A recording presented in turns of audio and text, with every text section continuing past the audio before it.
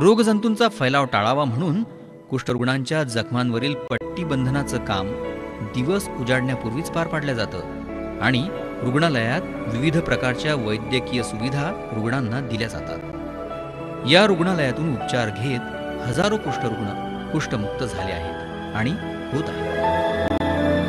ही आहेत कुष्ठरुग्णांची अगदी सुरुवातीची घरे।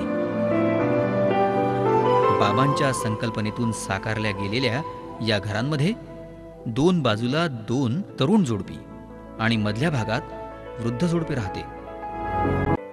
आयुष्यभर बाबांना समर्थ साथ देणाऱ्या आयुष्याच्या संध्याकाळी श्रांत बाबांसमवेत घालविलेला आयुष्यपट कदाचित त्यांच्या मिटल्या नेत्र्यांपल्लाड साकारत असावा।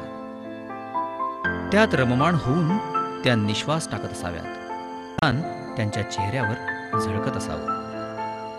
आनंदवन भारतातील एक चमत्कार असं आनंदवनाचं वर्णन आचार्य अत्र्यांनी केलं आहे। जगण्याला मिळाली दिशा, पल्लवीत झाल्या आशा, झिजलेले खुरटलेले हात आता बलवान आणि कुशल झाले आहेत।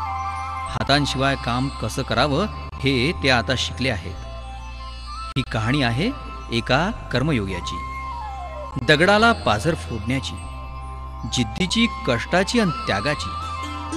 कुष्ठरोग्यांसाठी महारोगी सेवा समितीच्या माध्यमातून अविरत झटणाऱ्या एका भगीरथ आनंद यात्रेची।